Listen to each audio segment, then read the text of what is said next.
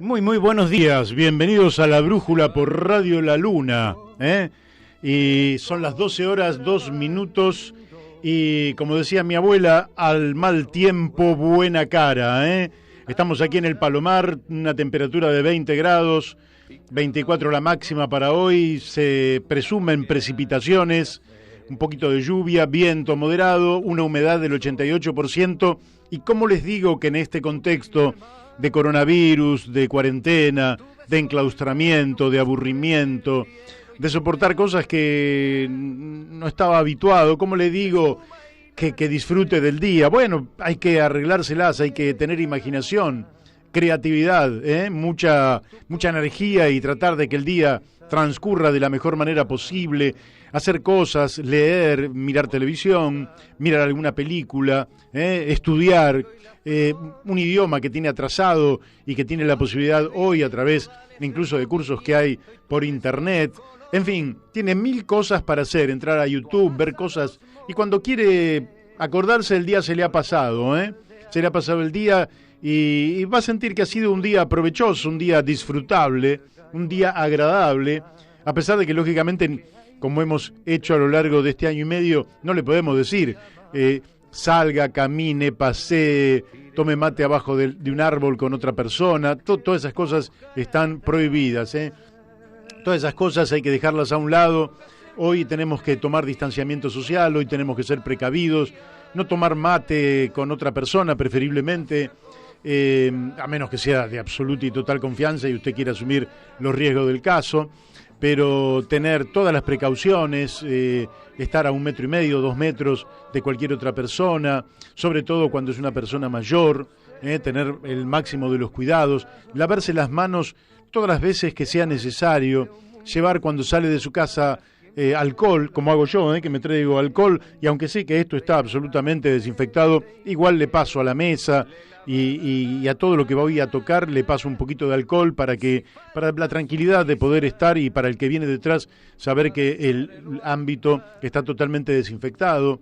Cuando va a estornudar siempre cubrirse preferiblemente con un pañuelito de papel que después va a desechar, o un poquito de papel higiénico si quiere, o una servilletita de la cocina, se la pone delante de la boca, eso va a la basura, y bueno, y nos vamos protegiendo. La tarea fundamental, mantener las manos limpias todo el tiempo, lavárselas 10, 12, 20 veces por día, pero sí mantenerlas siempre limpias. Dicen además que hay que pasarse un poquito de crema para poder tenerlas humectadas y que ningún virus quede ahí en las hendiduras que se forman en los pliegues de la piel.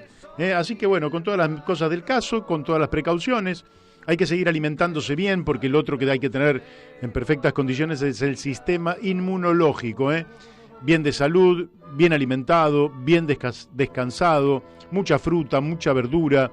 Si tiene que tomar un suplemento vitamínico, es la oportunidad de hacerlo, de manera que si tuviera la desgracia de que llegue al virus, el organismo está fuerte, está sólido, puede bancarla, Y bueno, lo preferible es que el virus no llegue, que el virus se detenga, que el virus desaparezca lo antes posible, pero eso es una tarea titánica en la cual se encuentra toda la humanidad y, lógicamente, nosotros aquí en el confín del mundo también lo hacemos. Así que, tomando todas las medidas del caso y en este contexto, le deseo que tenga y usted construya el mejor día posible.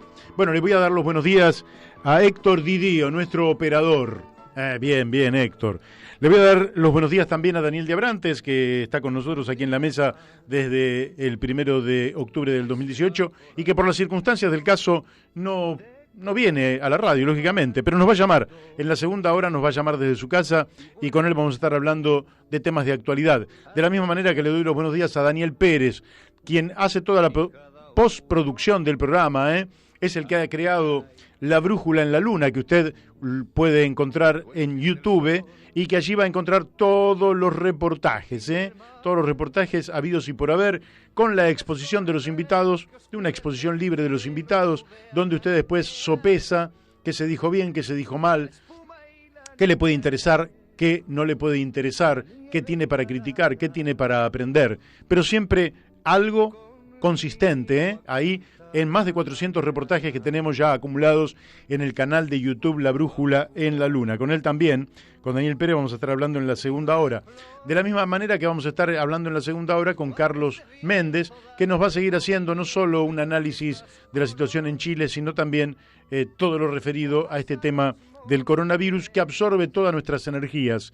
De movida nomás, y acá en 2 o 3 minutos vamos a estar hablando con el doctor Mario Kektik, que además de doctor es amigo y compañero, donde, bueno, vamos a analizar todo esto que tiene que ver con la forma de abordar un tema que resulta en un tema repetitivo en muchas cuestiones, porque no sería la primera pandemia que sufre la humanidad, pero con particularidades, con novedades que hacen al desconocimiento profundo que se tiene sobre cómo debería ser el mejor de los abordajes, y lógicamente que en la Argentina, sobre la base de las recomendaciones que ha hecho un conjunto de expertos, de científicos, de médicos, de epidemiólogos, en fin, de personas que también están vinculados al mundo de la sociedad, al mundo de la economía, al mundo de la salud, naturalmente, sanitaristas, el gobierno ha tomado una cuarentena inicial débil, una cuarentena más fuerte a partir del 20 de marzo y hasta el día de hoy, que se prorroga hasta el domingo 12 de abril. De manera que con Mario Kektik vamos a estar hablando sobre todas estas medidas y otras hierbas.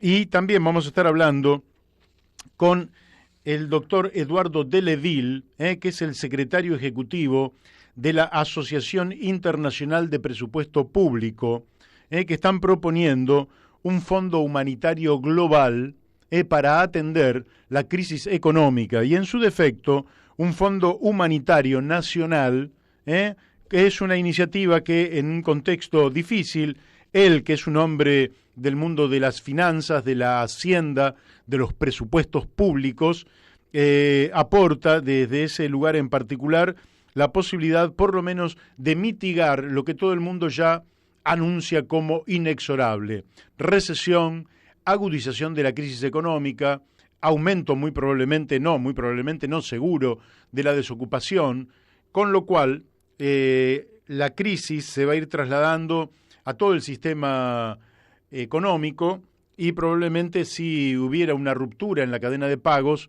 todo esto se ahondaría de manera muy brutal, con lo cual al problema del coronavirus estaríamos sumando también el problema de una economía en crisis, es decir, retroalimentándose como en un círculo vicioso, ¿verdad? Entonces, Eduardo Deleville, que es un hombre de la Unión Cívica Radical, pero que en este momento no lo hace absolutamente como hombre de ningún partido político, va a hacer una propuesta hacia la constitución de un fondo humanitario nacional. Creo que estamos en contacto con el primer invitado de hoy, el doctor Mario Kektik. Mario, buenos días. Hola, ¿qué tal, Mario? ¿Cómo va? Bien, bien, aquí tratando de llevar buen ánimo en un momento donde el cielo da señales angustiosas, porque aquí está nublado, lluvioso, gris, propio para un buen tango de otras épocas, y con la angustia que va generando también la estadía permanente como acto precautorio de esta cuarentena, donde también mucha gente se va angustiando, y nosotros tratamos, dentro de las posibilidades, también de llevar información y también buen ánimo, porque el sistema inmunológico también se alimenta de los buenos ánimos. Uh-huh. Pero ahora vayamos al tema de fondo, que es el tema del coronavirus. Bueno, hay nuevos datos, ya superaron los 800.000 a nivel mundial, seguramente en la Argentina estamos superando ya los 1.000 casos de contagiados. ¿Cómo estás viendo la evolución de esta pandemia y, en el caso particular de la Argentina, qué mirada estás teniendo? Bueno, en Argentina estamos teniendo una curva muy parecida a la de Francia, y bueno, se supone que más o menos va a ir pasando lo de Francia. Yo estoy viendo que las medidas de cuarentena que se tomaron, o de semi-cuarentena, han logrado probablemente hayan logrado un cierto aplanamiento, Y bueno, en realidad necesitamos los datos de hoy y de mañana para que son los que ya van a estar relacionados con la adquisición de nuevos reactivos y el aumento de la cantidad de estudios, ¿no? Así que bueno, vamos a ver. En Francia vos me decís, bueno, ¿qué va a pasar o qué está pasando? Bueno, en Francia no es lo de Italia y lo de España, por suerte, pero tampoco es lo de Alemania, ¿no es cierto? O sea, bueno. ¿Y nosotros qué escenario ves vos? Te comento simplemente como una nota, porque es una noticia, información de ahora, ¿no? Dice que la representante de la Organización Mundial de la Salud en la Argentina, Maureen Birmingham, destacó hoy que el país aplicó medidas preventivas de manera oportuna y precoz frente a la pandemia de coronavirus, lo que generaría, digamos, un escenario más favorable. ¿Vos crees que esto es así o simplemente se ha preparado el sistema para cuando venga la oleada?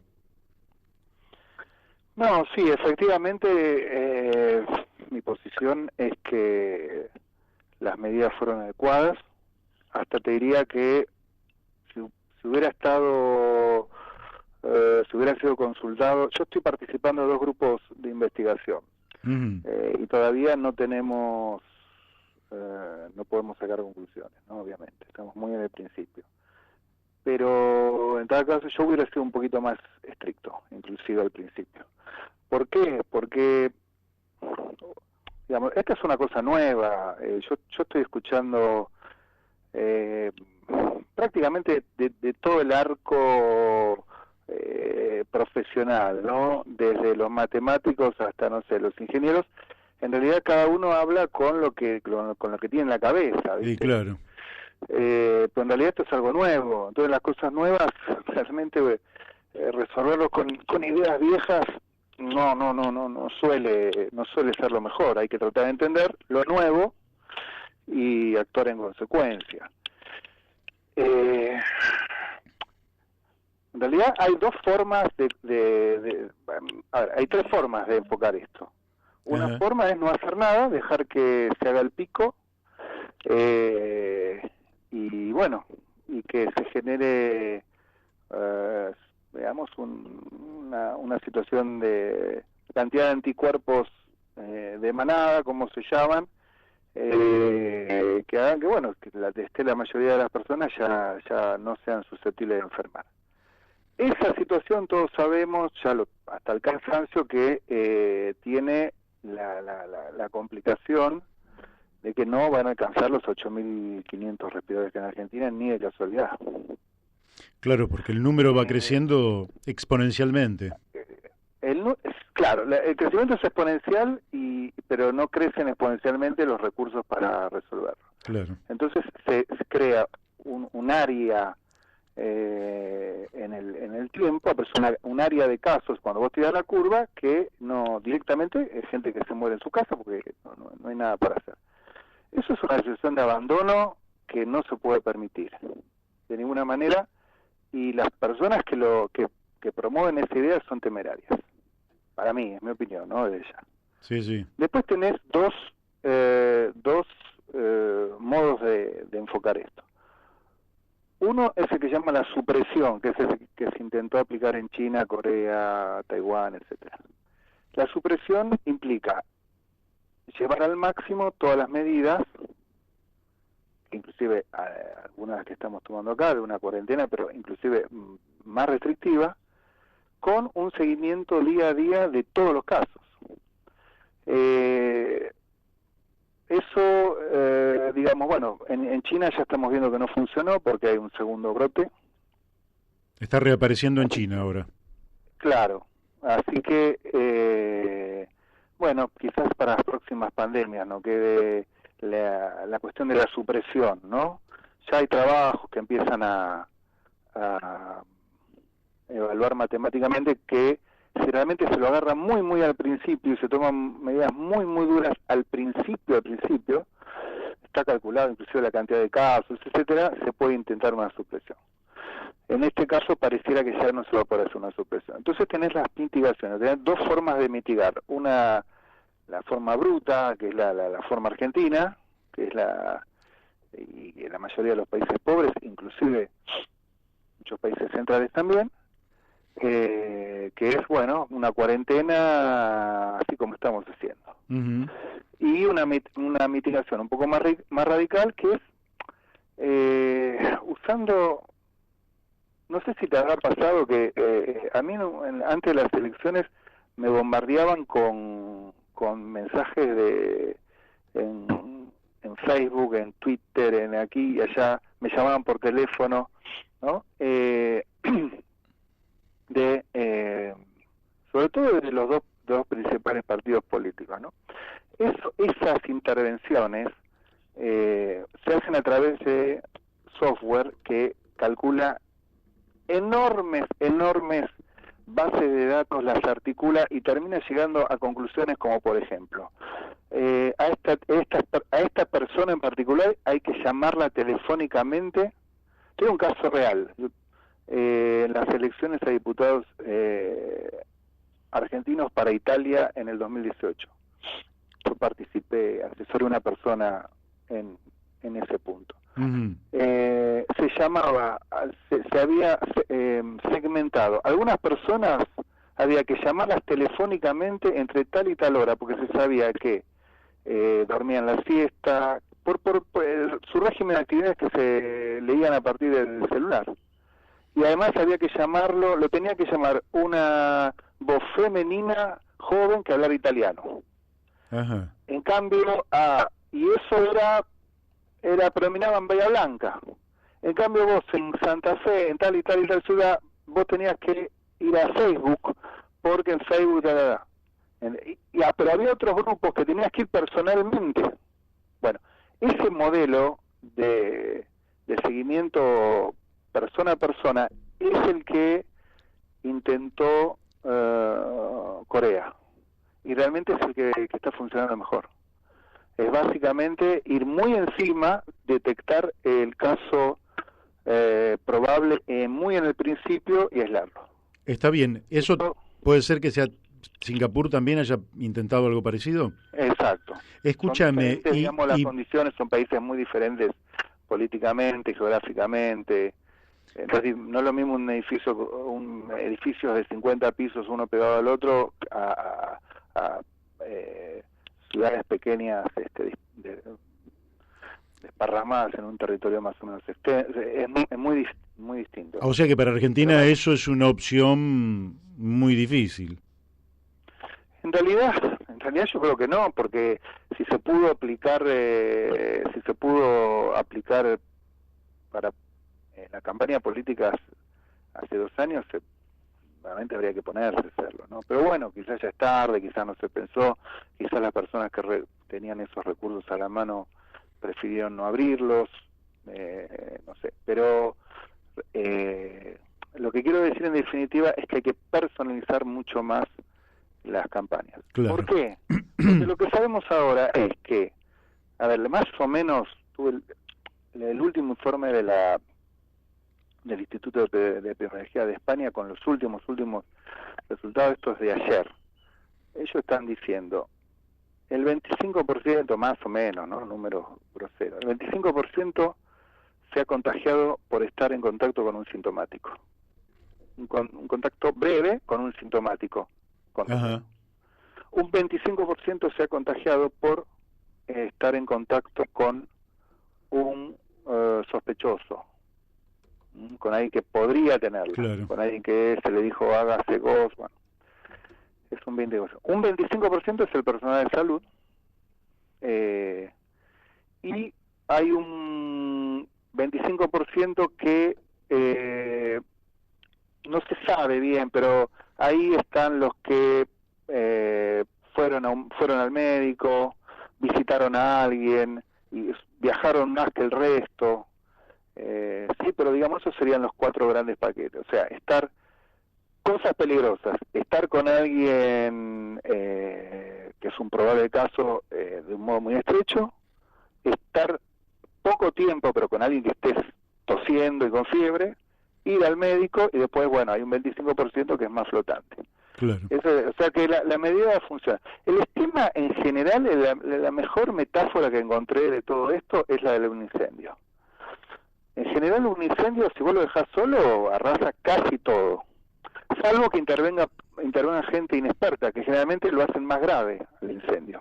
Cuando va la gente del pueblo y dice, no, lo vamos a pagar, termina haciendo peor el incendio, mueren ellos, más desgracia, que yo. Lo que tienen que actuar son los bomberos. Y los bomberos lo que saben es que tienen que cortar la parte más, el frente del fuego, digamos, eso hay que apagarlo, pero además los bomberos saben que tienen que ir a los focos que se van formando espontáneamente sueltos en las partes que aún no están incendiadas, porque si no es inútil el otro trabajo. Entonces, el trabajo contra esta pandemia debería mantenerse así, o sea, atacando el frente, que es probables, enfermos, terapias intensivas en los que están más graves, etcétera, pero además ir apagando los focos. Es un trabajo que va a llevar tiempo, pero se puede hacer y hacer cosas. Lo que sí se sabe es que hacer cosas es mucho mejor que no hacerlas, ¿no? Sí, claro. Escúchame, en Italia están diciendo que hacia fines de mayo podría, bueno, es lo que está diciendo el Instituto Einaudi, de Economía y Finanzas, es un centro universitario de investigación en Roma, y ha elaborado las primeras proyecciones y dice que se alcanzará la cuota cero de infecciones registradas y que según los datos disponibles puede ser entre el 5 y el 16 de mayo, pero que hay regiones donde podría ser en la primer quincena de abril. Ocurre que para ellos empieza a desarrollarse naturalmente en pleno la primavera, y para nosotros lo que empieza a desarrollarse es el otoño. ¿Cómo ves esta perspectiva, aunque del virus no se conoce tanto, pero parece que el calor atenta contra su propagación y en cambio las épocas otoñales e invernales son propicias para su contaminación?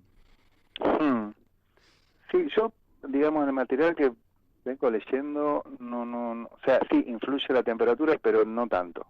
O sea, sí se ha visto, digamos, la velocidad de inactivación de acuerdo a la temperatura, ¿viste? Hay una relación, efectivamente, pero no pareciera ser tan significativa. O sea, no habría por qué preocuparse digamos, en exceso, porque nosotros ya hemos entrado en el otoño. Hay que preocuparse por intervenir y sostener las medidas, todas las medidas que se puedan tomar. El distanciamiento social y el lavarse las manos, sobre todo, y no tocarse la cara, eso es fundamental. En todas las simulaciones te muestra que es impresionante. Toda la cuarentena que se pueda sostener, verla. De hecho, los modelos que mejor están funcionando para justamente acompasar un poco y que, bueno, los que nos vayamos enfermando tengamos recursos para que ser tratados, digamos, van mostrando que posiblemente haya que hacer como pulsos de cuarentena. Y además cuarentenas selectivas. O sea, por decir un ejemplo, a lo mejor Tucumán tiene que hacer 15 días dentro de un mes. ¿Por qué? Porque le viene aumentando la cantidad de casos y entonces ellos ya saben que, o podrían saber que dentro de 15 días no le van a alcanzar las camas. Entonces de ahí hay que cerrar, bajar los contactos, eso a los 15 días vos ya basta. Eso se puede, en los modelos está dando que más o menos, si lo querés hacer bien, son 18 meses. O sea que la gripe, sí, yo lo escuchaba a Ginés, viste, hablando de las 32.000 muertes por gripe, sí, pero gripe tenemos vacuna, es distinto, viste, es muy distinto. Acá cuando a ver, lo dijo Trump ayer, dijo, si no nos tomamos en serio esto, va a haber 2 millones de muertos. Lo está diciendo Trump. ¿cierto? Es el 7 veces la población argentina, así que es muy fácil. Hace 2 millones y dividido 7 y te va a dar el número en Argentina. Sí. Que va a dar más o menos 200.000, entre 200 y 250.000 pesos. Si vos Personas. 250. Uy, tuvimos un percance técnico, vaya a saber cuál ha sido el origen, puede ser que se haya quedado algo sin batería. De todas formas, Mario, ¿por qué para los oyentes, me escuchas bien? Sí, ahora sí. Bien, ¿por qué para los oyentes no nos vas dando un cierre? Y en todo caso, próximamente lo vamos a seguir, porque si tenemos para 18 meses, vamos a tener mucho tiempo para charlar sobre esta materia, aunque yo prendería una vela, aunque no creo en esas cosas, pero prendería una vela para que no sea tan extenso el periodo, hasta que por lo menos una vacuna empiece a mitigar o a resolver parte del problema. Decinos lo que pensás vos que debería llegar al conjunto de los oyentes. Bueno, si querés, paso un poquito de autobombo. Yo estoy en @lucasnet, ese es mi Twitter. Ahí hice un resumen, @lucasnet. @lucasnet. Con K, sí, @lucasnet. Ahí en ese Twitter, inclusive pueden encontrar un ejemplo de modelización. Es un video en YouTube de gente muy seria, y además, si quieren, pueden entrar a NetLogo, que es un programita abierto, construido socialmente, es uno de los ejemplos de socialismo creativo, digamos, donde uno puede simular uno mismo, poner todas las variables y uno simular qué va a pasar. Ese es muy interesante. Si uno tiene la tarde libre, se pone a jorobar con eso, está bueno. Bueno, yo te pediría que me lo pases también, así después lo repetimos, que me lo pases por WhatsApp y después lo vamos a repetir. Dale. Los 18 meses es lo que duraría haciendo las cosas que hay que hacer. No sabemos si una sociedad se banca tanto tiempo. Posiblemente estos 3-4 meses que quedan por delante sean los que hay que tomarse más en serio de eso. Hay que tratar de realmente limitar el contacto social todo lo posible, se llama la distancia social, y todas las medidas que está planteando el gobierno, realmente seguirlas. Yo creo que va a llegar después el momento de las discusiones más de fondo. Ahora hay mucho consenso a nivel científico, por supuesto hay voces disonantes, que está bien que sea así, pero hay mucho consenso de que hay que tratar de quedarse en casa, hay que tratar de estar alejado, hay que tratar de lavarse las manos muy seguido, de no tocarse la cara, de salir a hacer las cosas imprescindibles, y esto de acá a fin de año va a haber que ser muy cuidadoso con eso. Bien. Y después, nada, la mayoría de las personas probablemente no tengan mayores problemas. Y uno de cada 5 va a tener una gripe, no va a ser una gripe, es una neumonía, pero en la historia de uno lo va a entender como una gripe realmente fuerte, de 10, 12, 14 días, muy fuerte, con bastante fiebre. Y bueno, y si uno tiene una condición genética previa, estuvo muy expuesto al asbesto, tiene una enfermedad pulmonar previa o otras comorbilidades, ¿no? Una diabetes, bueno, mucho cuidado con descuidar la diabetes, mucho cuidado con descuidarse la hipertensión, etcétera. O sea, tratar de mejorar mucho la salud. Ayer lo escuchaba a Rulli, que contaba de los vegetales disponibles en el campo que aumentan la inmunidad. Eso es recontra cierto, está muy probado, están muy bien las cosas que dijo él ayer. Digamos, todo lo que sea para cuidarse uno, inclusive mejorándose uno, eso está bueno. Bueno, Mario, probablemente esas cosas sean para el futuro. Vamos a seguirla próximamente, porque ahora tengo al doctor Eduardo Deleville, que viste que ha hecho una propuesta, y bueno, lo tenía comprometido para las 12:30. Así que yo te diría que, si te parece, la continuamos en próximos programas, porque evidentemente, sean 18, sean 12, el tiempo que tenemos por delante con esta materia como uno de los temas centrales de la vida de la Argentina, evidentemente va a seguir siendo un tema candente. Bueno, Bueno, muy bien, gracias. te mando un fuerte abrazo. Abrazo. Hasta luego. Bueno, hemos hablado con el doctor Mario Kiektik, ustedes lo han escuchado, ¿eh? No es un tema sencillo, viene para largo y vamos a tratar ahora de comunicarnos con el doctor Deleville, que realmente me parece que todos nosotros, desde el lugar en el que estemos, porque cada uno tiene una profesión, una predisposición, y desde ahí es donde hay que aportar al bien común. Hoy el elemento que prevalece por sobre cualquier otra cuestión es el bien común, y dentro del bien común el bien más preciado es la salud. Pero lógicamente que no todos son médicos, no todos son enfermeros, no todos están en el sistema de salud de la Argentina. Quiero decir con esto, y vaya porque se hacen los aplausos para los médicos y los enfermeros, quiero decirles que tan importante como ellos son la gente que hace limpieza en los hospitales, en las clínicas, sin la cual la tarea del enfermero y del médico sería absolutamente nula. Así que también vaya un aplauso para quienes hacen limpieza, para quienes hacen la comida, para que la gente esté bien nutrida, también entonces para los cocineros, para los mozos que dentro de un hospital o de una clínica llevan el alimento a cada una de las camas. Es decir, el sistema de salud es un sistema íntegro, y en ese sistema todos forman una parte, tienen una responsabilidad, y entre todos sacan la situación adelante. Creo que ya estamos en contacto con el doctor Eduardo Deleville y le doy los buenos días. ¿Cómo está usted, Eduardo? Buen día.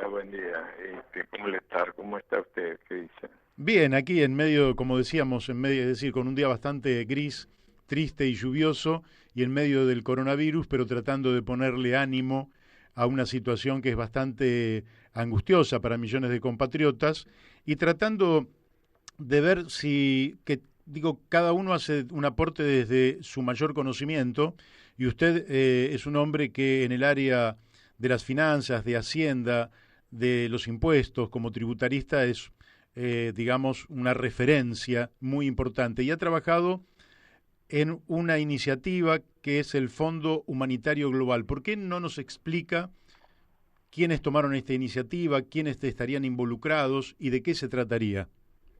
Mire, dos aclaraciones. La primera, no soy director. La segunda,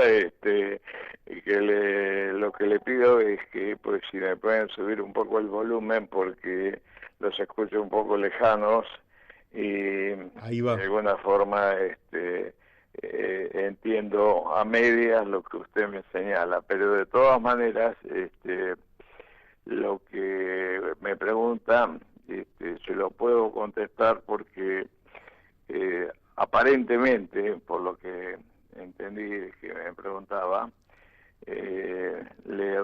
respondo que sí, que es cierto. Trabajo en una organización internacional que forma parte del Consejo Económico y Social de las Naciones Unidas, que tiene la sede permanente acá en la ciudad de Buenos Aires, del cual soy el secretario ejecutivo, y la presidencia en la ciudad de San José de Costa Rica, donde es oriundo el presidente de la asociación, y la conforman un conjunto importante de países, miembros, asociados, cooperantes, y además asociaciones nacionales que están formadas por especialistas en las áreas de presupuesto, contabilidad, tesorería, crédito público y control. O sea que prácticamente el espectro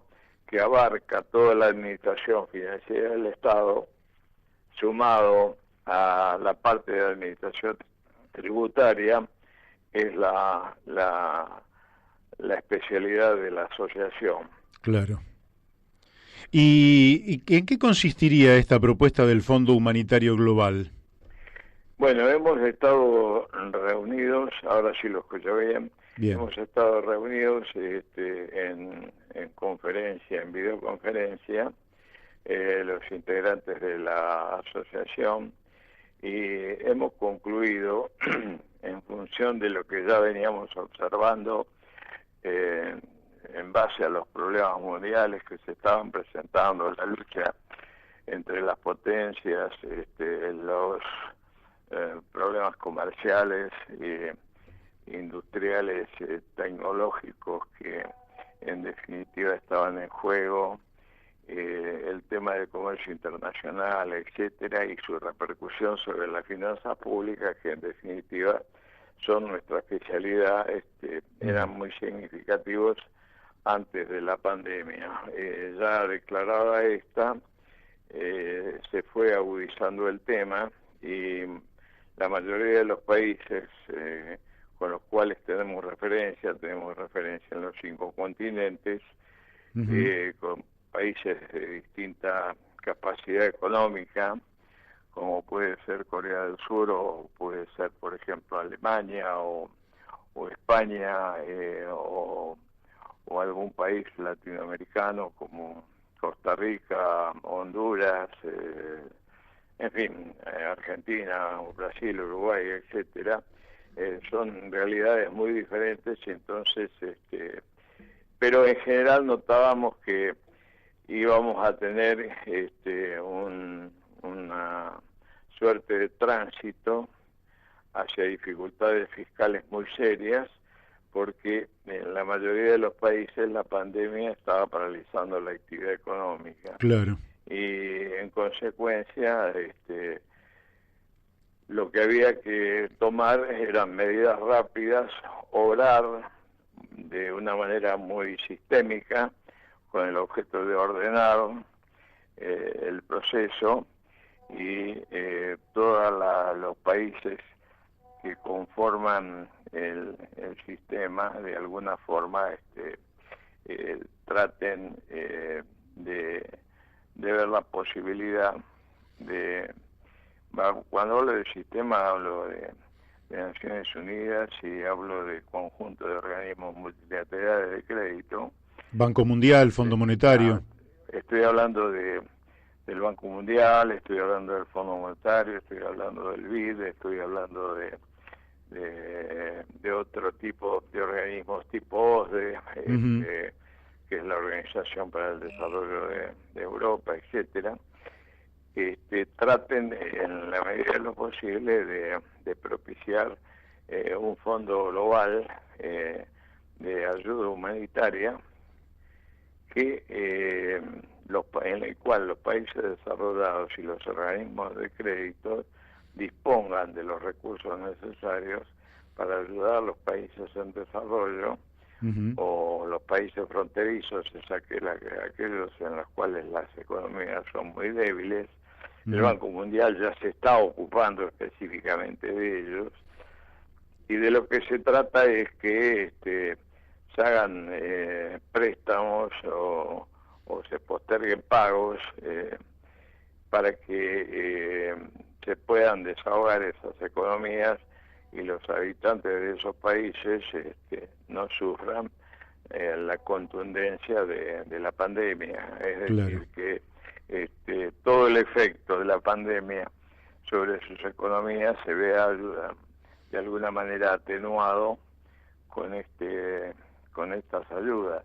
Usted me dirá, sí, pero como son países democráticos, los contribuyentes de los Estados Unidos o de Alemania o de Francia pueden decir, ¿por qué nosotros vamos a contribuir a ayudar a determinados países, y a veces los mismos habitantes de esos países no lo hacen? Bueno, esto también lo buscamos a través de la creación de fondos locales humanitarios, que formen cuentas que puedan manejar los gobiernos, que están en posición de tener toda la información y estar al comando de la solución de los problemas, que de alguna manera estos fondos estén garantizados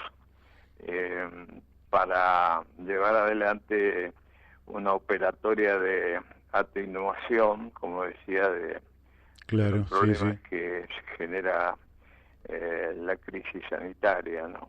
Ahora, estos Antes que fondos... nada, por supuesto, un gran reconocimiento de nuestra parte a todos los equipos de salud que trabajan en los países, porque en muchos de ellos también se da el caso de que ellos trabajan en condiciones muy precarias y arriesgando sus vidas en todos, así que eso es un agradecimiento que todo el mundo le debería hacer a los equipos de salud de todos los países. Así es. Le hago una pregunta sobre el Fondo entonces Humanitario Nacional. Está muy bien porque esto tendría dos niveles, uno mundial y otro local. En el nivel local, nosotros tenemos una vieja experiencia que fue aquel Fondo Patriótico, creo que se llamó, cuando fue lo de Malvinas, donde mucha gente aportó a ese fondo y después hubo un desfalco muy grande.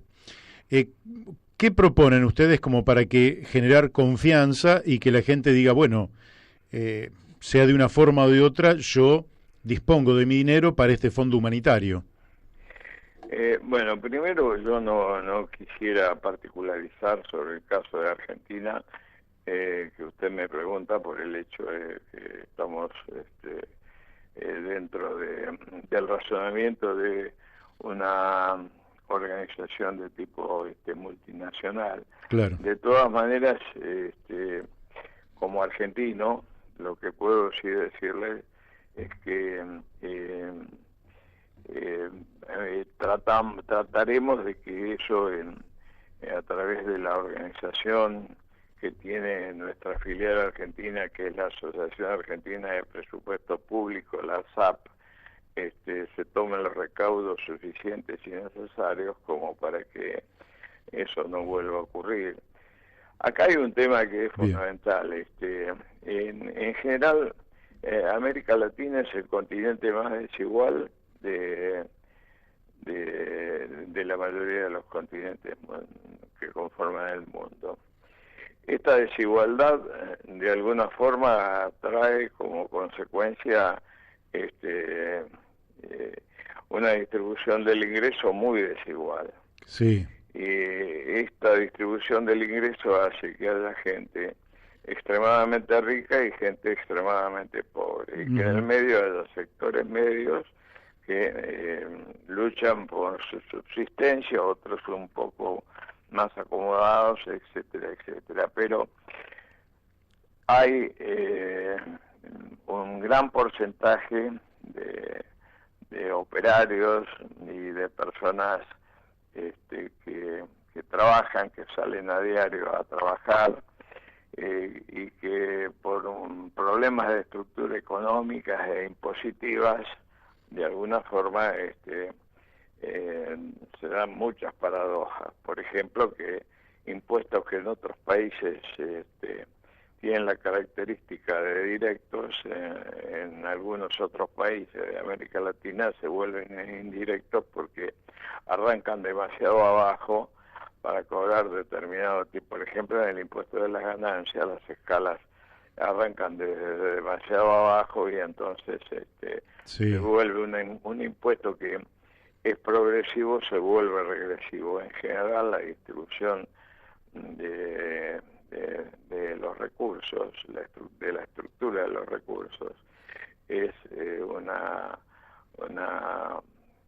distribución regresiva en América Latina. Digamos, los impuestos en América Latina son regresivos, es decir, que son todos impuestos indirectos que priman sobre los impuestos directos. Entonces lo que pensamos es que con el tiempo, y esta es una de las cosas que América Latina debería repensar seriamente después de esta crisis, cómo dar un paso adelante en toda la estructura impositiva para llevar adelante un proceso donde la política fiscal realmente abastezca necesidades, pero a la vez lleve a los presupuestos a un equilibrio, que no necesiten de un financiamiento externo excesivo que endeuda a los países y que en definitiva traiga como consecuencias problemas serios de de funcionamiento por la escasez de recursos. Es decir, Sí, en el caso argentino, lo que tengo que comentarle respecto de lo que usted me pregunta es que, bueno, la Asociación Argentina tomará los recaudos para que ese sector que yo le hablaba, de clase media, media alta y que tiene mucha solvencia, de alguna forma haga un aporte voluntario. Uh-huh. Si estamos pidiéndole a un país desarrollado una ayuda, la ayuda la tenemos que pedir para que se aplique directamente a la gente que lo necesita. Claro. Los dos extremos más vulnerables de la sociedad son los niños, los ancianos mayores imposibilitados. Bueno, a ellos tiene que ir la ayuda, y aquellas madres que están luchando, que están solas, con una familia, que salen a trabajar, etcétera, etcétera, y que sobre las cuales el gobierno tiene que llegar.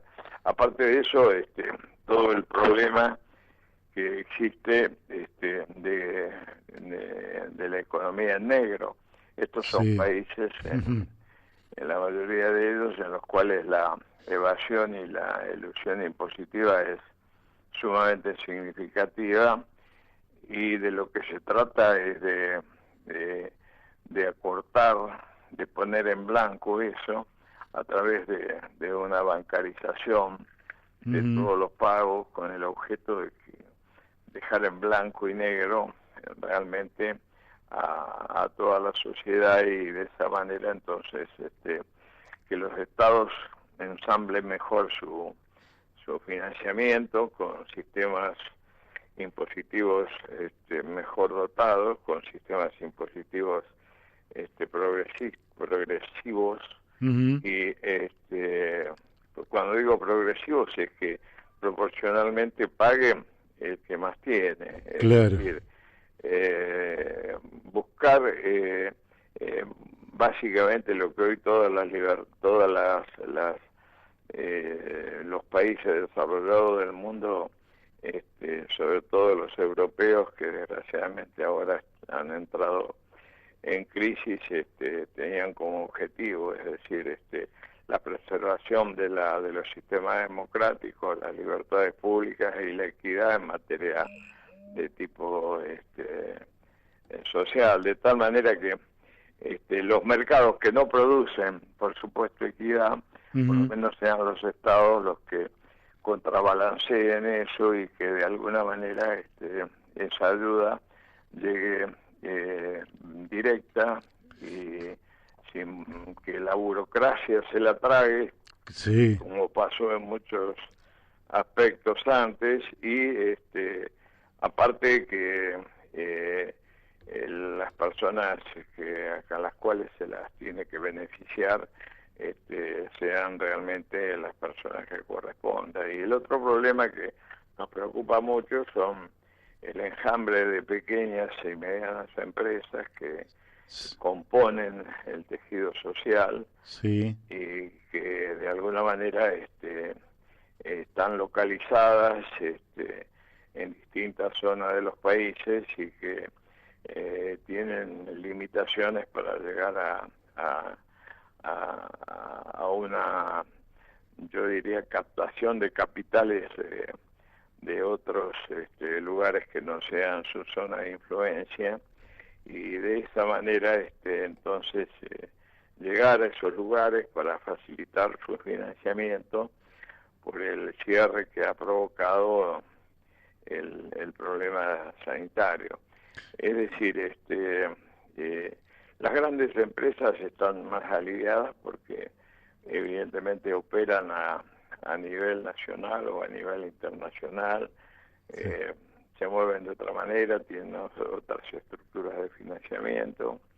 En consecuencia, esas grandes empresas no están, yo diría, tan afectadas desde el punto de vista financiero, y pueden tener el suficiente resto como para proseguir y mantener las operatorias. Pero las pequeñas empresas que tienen que hacer frente al día a día tienen que ser ayudadas a través de un fondo especial que estamos proponiendo y que también de alguna forma sea gerenciado desde el punto de vista de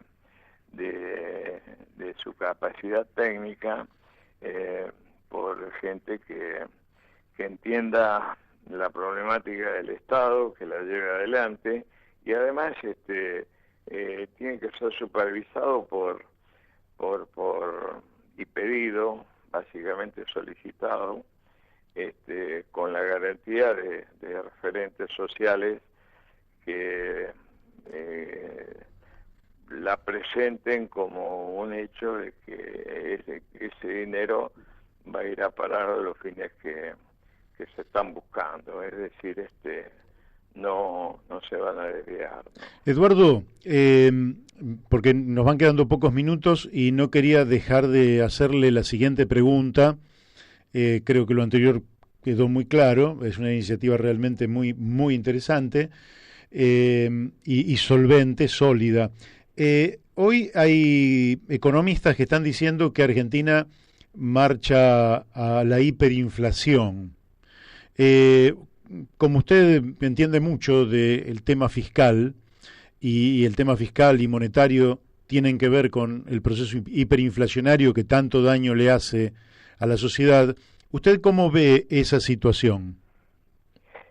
Vea, acá de lo que se trata es de convocar a la responsabilidad de la gente que está manejando las empresas, pero tampoco hacerse muchas ilusiones respecto del tema de cómo es el funcionamiento de los precios, ni tampoco tratar de pararlos de manera que se produzcan desabastecimientos, porque en definitiva si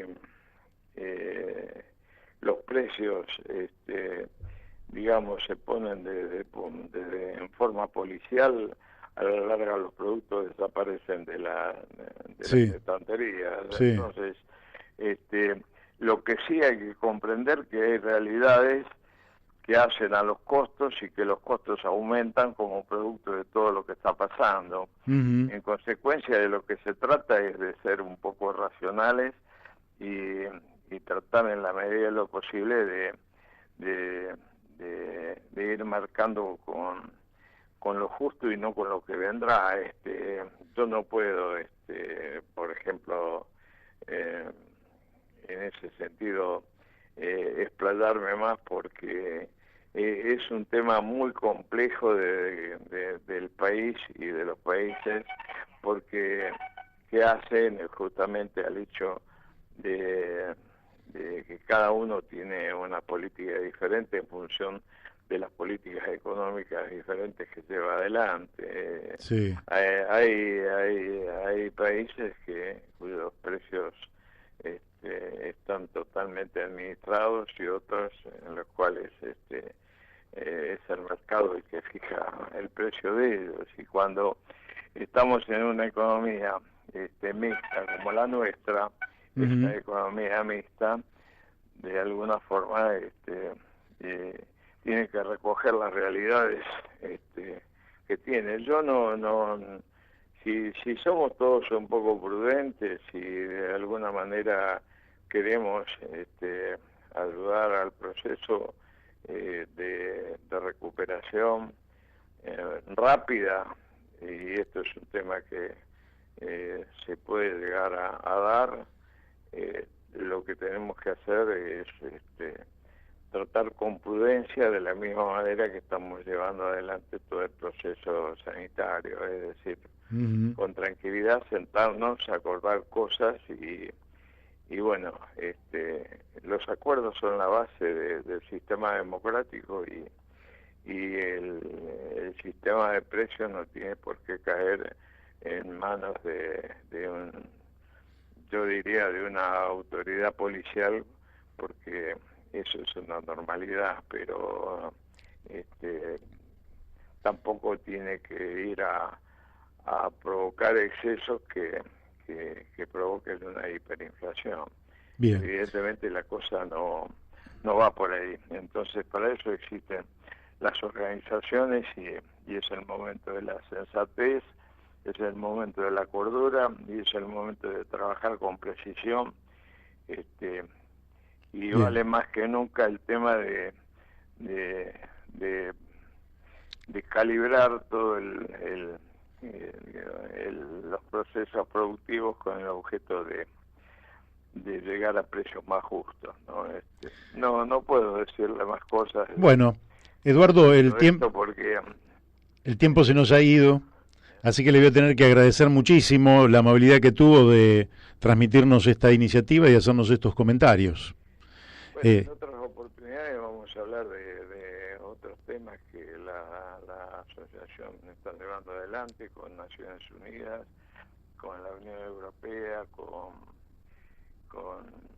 los organismos internacionales que llevan, por ejemplo, en Argentina con UNICEF, por el tema del estudio de qué es lo que pasa en la niñez en la República Argentina, cuál es el comportamiento, qué está pasando, cómo se están dando determinadas condiciones de vida en determinados sectores de la población, que es un estudio que nos ha costado mucho porque hemos reconstruido estadísticas durante los últimos años. Es un estudio muy interesante, ya tenemos un primer informe. Bien. Así que después lo voy a hacer llegar para que usted lo vea, lo estudie y lo exponga para que los oyentes de alguna forma vayan conociendo mejor el país. Bárbaro. Eduardo, nos vamos a volver a comunicar entonces con esos otros temas y le mando un fuerte abrazo.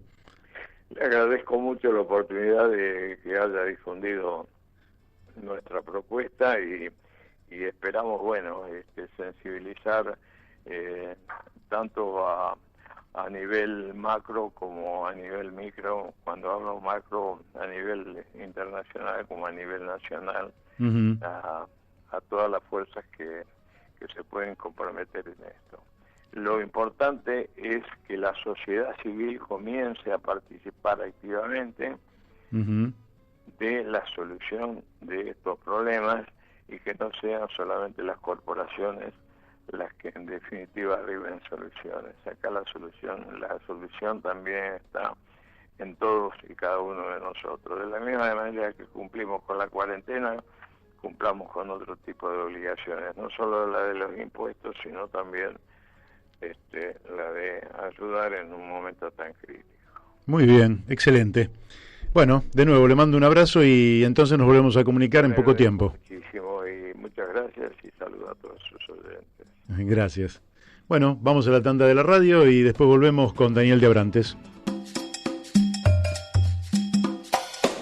Bueno, seguimos aquí en La Brújula, ya hemos hablado con el doctor Mario Kiektik, con el doctor Eduardo Deleville, y ahora vamos a hablar con quien integra esta mesa desde el primer día, Daniel de Abrantes. Daniel, ¿cómo estás? ¿Qué tal? Buenos días a todos los oyentes, buenos días a la gente que está ahí en el piso. Bien, no, en el piso está, vos sabés que por estas circunstancias hemos disminuido la presencia, de manera que yo estoy con Héctor, que opera, sí. y yo. A él me refería. Bueno, entonces saludo para Héctor. Muy bien. Héctor, bueno. Nuestro operador. Bueno, vamos al grano.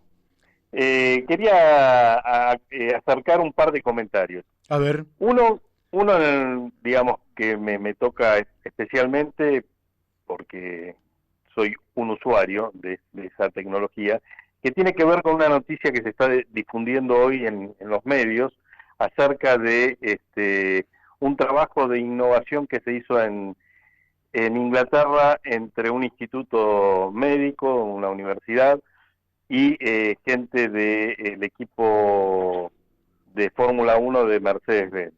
¿Y qué significa esta innovación o esta creación? Este trabajo tiene que ver con la readaptación de un aparato bastante común que se llama CPAP. CPAP, sí, como un respirador. Claro, que en realidad es un sabes que el 5% de la población mundial tiene problemas de apneas de sueño. Es una enfermedad bastante compleja, la que yo padezco hace muchos años, y uso uno de estos aparatos todas las noches que me ayuda a dormir y a descansar mejor. Básicamente es un aparato inteligente que, en función de la necesidad de tus pulmones y de tu oxigenación, te mantiene abiertas las vías de respiración y evita que colapse la glotis, bueno, con el problema de las apneas. Lo que se está haciendo es refuncionalizar estos aparatos, permitiendo además inyectar junto con el aire oxígeno. Claro, mira. Es lo que hacen básicamente los respiradores que se utilizan en las terapias intensivas. Esto es una muy buena noticia porque los CPAP se cuentan de a miles, o sea, de a miles de personas como yo, que tiene, yo en mi caso tengo dos, porque tengo uno de repuesto, pero hay muchísimos, y hay también stock en las empresas que venden estos productos, con lo cual y el aparato que regularía el flujo de oxígeno parece ser un aparato bastante sencillo de producir. Esta es una muy buena noticia porque permitiría multiplicar los respiradores. Sistemas de respiradores. No aclaran que, por supuesto, no reemplaza en los casos agudos o extremos al respirador,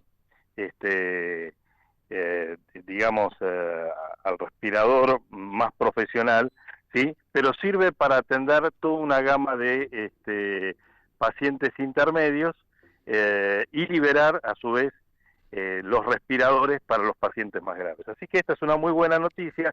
A mí se me había ocurrido este tema, inclusive se lo comenté al doctor Kietik, porque como soy usuario del aparato, digo, claro. bueno, esto puede servir. Y ahora está saliendo en todos los diarios, lo cual es, ya te digo, es una buena noticia. Espero que alguna persona del Ministerio de Salud tome nota, porque perfectamente acá se podría también encarar la producción de estas modificaciones para incorporar los CPAP. ¿Y es caro un CPAP? No, bueno, es un aparato mucho más barato que un respirador. Un CPAP está en el orden de los $500, entre $1,000 y $500 según en Estados Unidos, ¿no? Te estoy hablando, acá salen el doble, como todas las cosas que se importan. Pero se podría producir a menor costo. Sí, no, además se podrían comprar, hay mercado para, o sea, que vos querés comprar 1,000 CPAP, hoy vas y los comprás. Lo que hay que producir es una válvula que regula el flujo de oxígeno, porque claro. los CPAPs están diseñados para usar con aire normal, ¿no? Toman el aire del ambiente. Pero básicamente después es un soplador que además tiene una inteligencia que te permite regular la presión del flujo de aire que generan, y bueno, está muy buena esta noticia porque que es uno de los puntos críticos en la lucha contra el coronavirus, abriría una puerta por lo menos para atender los casos no tan graves. Eso por un lado. Otro comentario que te voy a hacer, me voy a ceñir a 3 comentarios. Este fue el primero. El segundo que quería comentar es la verdad que es bastante difícil, digamos, de todas las recomendaciones que nos llegan desde el área de la salud, lógicamente que hay algunas que están calando muy muy fuerte, y afortunadamente lavarse las manos. Lavarse las manos, mantener el distanciamiento social, las precauciones cuando se tosen, bueno, toda la cantidad de recomendaciones que son claras y muy efectivas. También entendemos que el tema de el aislamiento y la cuarentena, bueno, es una decisión del gobierno nacional la estamos acatando y seguramente va a traer también algún tipo de mejora en la lucha contra el coronavirus. Está claro que nadie puede terminar de explicar cómo va a ser el futuro de esto. Está incierto y el problema quizás más agudo se plantea en torno a la problemática económica que genera el coronavirus. Sí. Digamos que en el tema médico hay un comité de expertos que está tratando de hacer lo mejor posible en función de los datos que se manejan. Que entre paréntesis, digamos que los datos son muy relativos, porque yo vengo siguiendo el mapa este mapa que ya se ha popularizado del Instituto de Johns Hopkins, donde se contabilizan todos los datos a nivel mundial, y resulta claro, leyendo además otras publicaciones, que son datos muy difíciles de comparar, porque claro, cada país, inclusive, primero en torno a la cantidad de infectados, ¿no? Que eso está, cruzado por la cantidad de test que yo haga. sí, lógico. Obviamente, si no realizo test, no puedo confirmar infectados. O sea que a mayor cantidad de test que hago, detecto con más rapidez los infectados y puedo tener políticas de contención mucho más efectivas. Esto está claro. También está claro que es uno de los déficits que tenemos en nuestro país, y que se está mejorando ahora con los 35 laboratorios, pero bueno, es una de las herramientas centrales. Pero ni siquiera la contabilización de los muertos por coronavirus termina siendo un estándar a nivel mundial. Los franceses, por ejemplo, contabilizan solo los muertos que mueren con coronavirus dentro de un hospital, ¿sí? Ajá. No contabilizan, por ejemplo, a los ancianos que fallecen en clínicas geriátricas o en otros lugares o en casas. Bueno, y así te podría nombrar una cantidad de digamos, de distorsiones o, por ejemplo, los ingleses que empezaron a contabilizar 2 semanas después. Claro. Entonces, las cifras que uno termina viendo son cifras de muy difícil interpretación y que va a requerir todo un trabajo de homogenización para en algún momento poder tener resultados comparativos que sean válidos, ¿no? Bueno, eso la Organización Mundial de la Salud tendría que haberlo anticipado, ¿verdad? Debería haber un protocolo común a todos los países para que se pudiera hacer una contabilidad y tener un control sobre la situación. Yo creo que la pandemia va a servir, entre otras cosas, para esto, ¿no? Bueno, esperemos que eso se pueda estandarizar, porque si no es muy difícil y además es difícil razonar sobre la propia pandemia, ¿no? Porque se ven cifras muy disímiles. Sí hay algo que es contundente y que me parece que desde mi punto de vista es lo más fuerte que se ve, y es que el planeta está parado, ¿sí? Sí. Acabo de recorrer 100 fotos que muestran 100 lugares distintos en todo el mundo, lugares desde las mega ciudades hasta pueblos perdidos en Asia, y el mundo está parado, ¿no? Y esto es una novedad, es una realidad jamás vista, ¿no? Jamás vista así en la es. historia de la humanidad. Bueno, yo creo que una de las conclusiones, Daniel, te interrumpo un segundo, es que hay algo que siempre, y esta pandemia nos lleva, y lo asocio también con lo que hablamos con Eduardo Deleville sobre el Fondo Humanitario Global, ¿verdad?, donde aportarían los países centrales y también aportarían los organismos financieros internacionales a ese fondo para paliar justamente la crisis en los países que más la pueden sufrir, que son los países más pobres. Pero fíjate vos que esto podría ser visto como un acto de solidaridad. Sin embargo, yo diría que es un acto de autoprotección, porque quizás una de las conclusiones que lleguen con esta pandemia es que el otro soy yo. Es decir, cuando vos pasás al lado de un miserable, maloliente y pobre, y vos te alejás y vos decís, ese no soy yo, ¿no? pero ahora el otro soy yo. Bueno, casualmente la tercera consideración tiene que ver exactamente con esto que vos estás comentando. Y te agrego algo. Ayer escuché en declaraciones que ya había dado, ¿no? Declaraciones del ministro Ginés González, ministro de Salud de la Nación,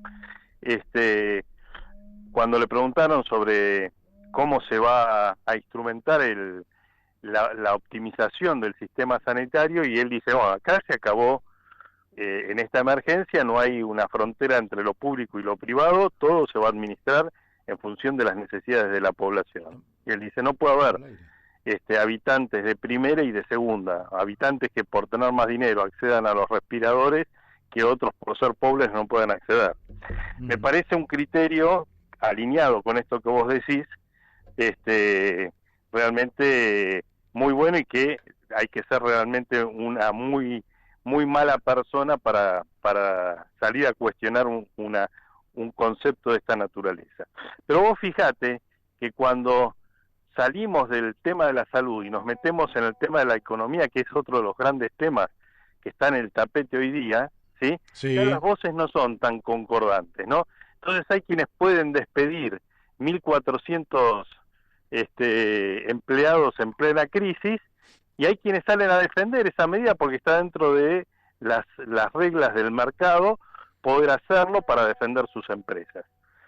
Cuando en realidad ante esta crisis es la oportunidad también, como vos decís, para replantearnos todos y decir, bueno, en condición de seres humanos, ante una crisis económica que junto con la crisis del coronavirus nos pone al límite o al borde del precipicio, somos todos iguales. Y entonces, en esta circunstancia, el gobierno debe actuar en función de la defensa del colectivo, y en la economía se tendrán que tomar las medidas que se alineen en ese sentido, y esa es la gran discusión que se viene en la Argentina, porque el coronavirus pasará, pero la economía va a tener un daño severo, ¿sí? Y cuando digo la economía, digo la vida de los argentinos, y veremos qué medidas se toman para corregir las enormes distorsiones que existen en la distribución de riqueza en nuestro país. Así es. Bueno, Daniel, excelente tu participación. Me parece que fueron 3 elementos muy significativos, de manera que, bueno, cerrá, te doy el último minuto y dale un cierre a tu participación. Bueno, no, digo que, nada, como cierre yo diría que esto nos estimule a pensar en que una sociedad mejor es posible, y que una sociedad más inteligente es necesaria, ¿sí? Y que depende del compromiso de todos nosotros. Muy bien. ¿Habrá sociedad ética e inteligente, o no habrá seres humanos sobre la superficie del planeta? Esa es la disyuntiva. Bueno. Así es, y algún otro compañero habrá dicho socialismo o barbarie. Así es. Bueno, te mando un fuerte abrazo. Bueno, un abrazo.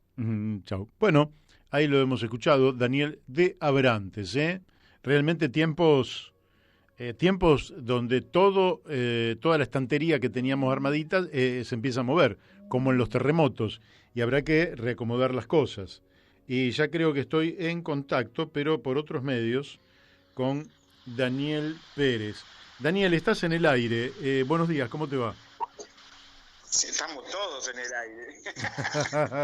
No, pero acá estás en el aire de Radio La Luna, AM 1140, con todos los oyentes atentos a un programa, como siempre, denso, No hacemos programitas livianos, hacemos programas densos, y este lo ha sido.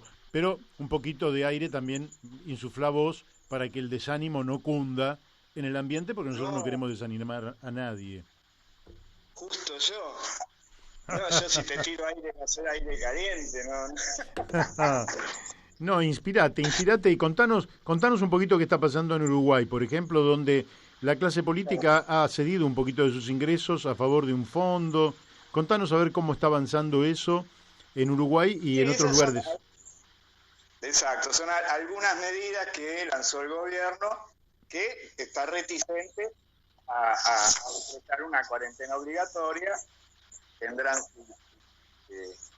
sus motivos, sus argumentos, pero pensamos que visto lo que está pasando en otros lados, a lo mejor sería la medida más conveniente. Bueno, de hecho, hoy hay una reunión entre el presidente y la oposición, o sea, los legisladores del Frente Amplio y los personas designadas por el propio Frente Amplio, que no son legisladores, pero que son científicos. No se escucha del todo bien, Daniel. ¿Vos te estás moviendo? ¿Ahora me escuchás? Sí, no te escuchaba. No te muevas por las dudas. Bien, dale. Voy a tratar de hablar quieto, cosa que me resulta muy difícil. Hoy hay una reunión a partir de la estaba programada para el viernes, la adelantaron para hoy. Bien. Entre el presidente de la calle Pou y representantes de la oposición, del Frente Amplio. Bien. Justamente para aportar a las medidas que está tomando el gobierno otra mirada y otras y ajustes, ¿no? Como por ejemplo la calle Pou decretó un aumento de tarifas, no quiere dar el brazo a torcer, entonces el Frente Amplio está proponiendo subsidios para los sectores más vulnerables para que no corra el aumento de tarifa para determinado sector de la población. Así es. Entre otras medidas que van a proponerle al gobierno, veremos qué grado de diálogo real existe entre el gobierno y la oposición. Lo concreto es que están dilatando la decisión de llamar a cuarentena o piensan que tienen alguna estrategia de salud que puede evitar el colapso del sistema sanitario. Es la clave, eso es clave. Ya no quedan dudas de que es la clave para disminuir al mínimo la tasa de mortandad en todo el mundo. Bueno, con respecto a eso, después tenemos en Brasil, Bolsonaro le acaban de suspender el Twitter por estar arengando en contra de la decisión de los gobernadores de decretar el aislamiento social y otras medidas que están llevando adelante. Parece que de su ministro de Salud también, ¿no? Su ministro de Salud no le hizo una referencia. Escuché esto, que su ministro de Salud le dijo si él estaba dispuesto a movilizar el ejército para llevar ataúdes con muertos. No, que tiene posición dentro de su propio gabinete y gobernadores que son de su coalición de gobierno están actuando totalmente en forma independiente de las definiciones del gobierno central, en contra de lo que él dice. Bueno, de hecho se suspendieron así. Bolsonaro se presenta cada mes como cada día más como un impresentable. ¿No está un poco alienado ese hombre? Sí, es lo que llaman pelotudo con todas las letras, ¿no? Vamos a hablar de eso más adelante, porque no es el único alienado, ¿no? El Trump, en otro estilo, parece estar alienado también. No parece entender cuál es la gravedad de la situación y de hecho están tirando cifras que son imposibles de asimilar con respecto a la negativa de tomar medidas, pero bueno, ya, dentro de un poquito vamos a hablar de eso. Bueno. Acá hay un error de interpretación con respecto a muchos datos. Por ejemplo, ayer estaban hablando de Italia, por suerte parece que había bajado el número de contagios diarios, lo que no significa que baja el número de infectados, ¿no? Sino que baja el número de contagiados diariamente. Pero es la tercera vez que ocurre consecutivamente en un fin de semana. No es para tomar un número al azar que surge en un momento y de eso armar una noticia, ¿no? O sea, hace 3 sábado y domingo que viene bajando y después el lunes vuelve a subir. Sí, de todas formas, Daniel, en Italia este instituto Einaudi dice que alcanzará la cuota cero de infecciones a fines entre el 5 y el 16 de mayo, en realidad. Sí. Bueno, esperemos a ver si tienen razón. Yo no quiero esperar jugarme a una estrategia que está basada en falsas premisas. O sea, plantean un problema con una hipótesis falaz basada en falsas premisas. Entonces, obviamente le va a dar cualquier resultado. En escenarios de anticipación de lo que va a ocurrir, no se sabe lo que va a pasar realmente. Así es. Podemos diseñar distintos escenarios de lo que puede llegar a pasar, pero lo que está pasando hoy no se pudo predecir hace un mes. Lo que sí se pudo predecir hace más de 2 meses, y yo mismo lo he hecho la cuenta, es el crecimiento exponencial y logarítmico cada 15 días. Antes de que termine la primera semana de abril, habremos pasado el 1.000.000 de casos confirmados. Sí. Independientemente de que se estén haciendo sobretesteos o subtesteos en algunos otros países. La realidad es esa. Si seguimos este ritmo, a mayo que decís vos, va a estar contagiada toda la población mundial. Bueno, no, toda no, porque hay un punto donde lógicamente las curvas necesariamente se detienen, ¿no? Pero se van frenando, ¿no? Pero no sé. Merkel dijo entre el 60 y el 70%. Sí, pero ahí no aclaró por qué. Hay un 30 o 40% que no se va a contagiar. No dio ninguna explicación científica para explicar por qué hay un 30-40%. Mirá, en Europa han tomado muchos escenarios y muchas hipótesis que se han ido cayendo. Por ejemplo, hablaban de que el cambio estacional iba a frenar. Bueno, si estamos viendo lo que pasa en el hemisferio sur, lo que está pasando en Sudamérica, en el África meridional, en Ecuador, en Brasil, bueno, nos damos cuenta de que si hay una reducción es imperceptible. Sí. Imperceptible. No existe, esa hipótesis se cayó hace rato, no, y ellos lo saben. Lo que pasa es que el virus a los 56 grados se debilita, y si está al sol se debilita más. Quiere decir que simplemente puede ser un porcentaje estadístico menor, pero efectivamente la propagación se mantiene. La propagación se mantiene igual. O sea, no hay diferencia de lo que ocurrió en Europa en fines del invierno, con lo que ocurrió en China a principios del invierno y con lo que está ocurriendo acá a principios del otoño, con un otoño bastante benigno, digamos, más que fines de primavera, parece. Sí. Y estoy hablando de acá, ni te digo, de Ecuador, en Camerún, está ocurriendo exactamente lo mismo, igual que como empezó en China, como empezó en Europa, como está siguiendo. Ahora, el otro tema es la tasa de que el cambio estacional va a jugar a favor de la estrategia de la inmunidad de manada, ya se cayó. De hecho, Inglaterra, a raíz de los datos en Sudamérica y en África, es que cambió la estrategia, porque es insostenible. ¿Sí? No ha hecho lo que debe hacer, pero obviamente ya la estrategia de inmunidad de manada solo la mantiene Estados Unidos y Brasil a ultranza.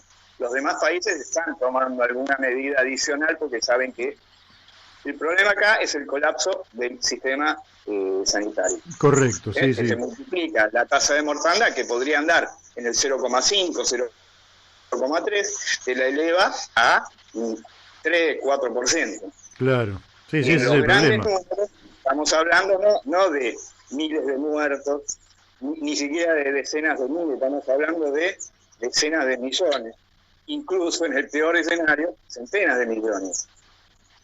Bueno, eso, acá también hay eso que decís es un poco alarmante, te voy a decir. En cuanto a las estrategias que se están tomando.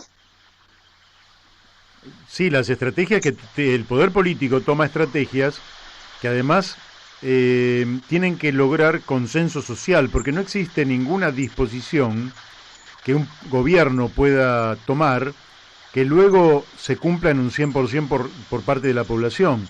De manera que la Argentina por ahora viene con un alto nivel de cumplimiento de la primer cuarentena que terminaría hoy, y hay que ver si se mantiene el mismo nivel de cumplimiento en la segunda cuarentena que llega el domingo 12 de abril. Exacto, sí, sí. Bueno, ayer escuchaba la entrevista que le hice a Mario, no recuerdo la presidenta. Mario Borini. Claro. que hablaba por ejemplo, lo que pasa en China. China no entró en una cuarentena total, toda China, todo el país. Sí. Lo que hicieron fue aislar el foco, que es una provincia, primero la ciudad de Wuhan y luego la provincia de Hubei, con 60 millones de habitantes adentro, pero fuera de ese charco, digamos, contra el virus, no te digo que la vida continuaba de manera regular, pero no hubo una cuarentena estricta, ¿sí? Entonces, eso es lo que deberíamos haber hecho aquí. Claro. ¿Sí? Acá teníamos 4 o 5 focos declarados y muchas provincias en las que se podía haber hecho un seguimiento estricto, preventivo, como se hizo en Corea del Sur. O sea, aplicar una doble estrategia, lo que se hizo en Corea del Sur para evitar nuevos focos y atacar de manera más determinante los focos que ya se habían declarado. Bueno, yo supongo que esa es la estrategia del gobierno para salir de la cuarentena. ¿Sí? Va a levantar la cuarentena. Supongo yo, digo, es lo que me indica el sentido común. La cuarentena se va a ir levantando. No sé si en ese sentido o por lo menos en un rango etario que se pueda ir empezando a activar la economía y que la gente pueda empezar a salir de la casa y ganarse el pan, porque hay gente que no tiene para comer. O sea, sí, claro. Yo tengo la heladera llena, mucha gente puede aguantar la cuarentena. O sea, yo podría ser astronauta, me decís la cuarentena dura 1 año y mientras tenga para comer y no me corten la luz. Sí, eso. Sí, sí. Pero hay gente que no tiene para la leche de los pibes. Así es, y ese es parte del problema. Que tiene... Sí, es el gran problema. Ahora, ¿qué pasa si aflojamos las medidas sin ton ni son y hacemos lo que Estados Unidos? Y bueno, lo que está haciendo Estados Unidos, yo creo que tanto Trump como Bolsonaro son cabezas de turco, están quemando. O sea, la gente que está tomando yo no creo que Trump tome las decisiones reales, ¿sí? Es el eco de otras corporaciones que están detrás de él y lo mismo Bolsonaro. Lo haga voluntariamente o no, digo. Sí. Ahora van a quemar la administración tanto a Trump como a Bolsonaro para lograr salvar la economía que ya venía en crisis. Y esto yo quiero hacer una teoría conspiranoica, de que esto es un cobro maltusiano para curar el sistema. Pues, ¿quiénes van a ser las naciones, por ejemplo, a nivel macro? ¿Quiénes van a sufrir la consecuencia? Más, la van a sufrir todos, pero ¿quiénes la van a sufrir más? ¿Quiénes van a sufrir más retraso? Los países del tercer mundo, los países periféricos, tanto por la pandemia como por la caída de la economía posterior. Así es. Y por otro lado, a nivel personal, ¿quiénes van a ser los más afectados? O sea, si vos tomás, no importa el número de muertos que le pongamos, un porcentaje, ¿quiénes van a ser? Y la clase pasiva, los jubilados, los pensionados, que ya para el sistema son una carga, los pobres, los indigentes, los discapacitados, los que tengan enfermedades crónicas como diabetes, los pacientes con algo que no se habla mucho, que tienen el sistema inmunológico deprimido, ¿sí? Y una población de la que no se habla mucho, o casi nada, los adictos a las drogas duras, al crack, al paco, al opio, ¿sí? Que ya vienen en una condición de salud precaria, con un sistema inmunitario deprimido al mango, y que difícilmente pueden soportar si caen en un cuadro de crítico, digamos. Acá hay, lo que se sabe a ciencia cierta, no es tanto como lo que se dice, pero hay cosas que a ciencia cierta se saben. De 100 personas que se infectan, 80 van a tener o asintomáticos, o sea, no presentan la enfermedad, o un cuadro leve como una gripe cualquiera. ¿Sí? Del 20% restante, hay 2/3, perdón, 3/4 van a tener un cuadro grave que va a requerir internación, medicación con antivirales, antipiréticos y oxígeno. Como decía Daniel de Abrantes recién, que hablaba del CPAP. Bueno, el CPAP no es más ni menos que lo que se está haciendo con una mascarilla de oxígeno y un tubo de oxígeno. Eso es lo que le dan a los que están en el cuadro grave. Sí, sí. ¿Sí? Pero los que entran en un cuadro crítico, que es un 5%, ¿sí? Van a necesitar respirador artificial, otras intervenciones, un cuidado especial. No tenemos ni la infraestructura ni el personal capacitado, porque el personal capacitado es la primera línea de contacto con el virus. También se van a infectar.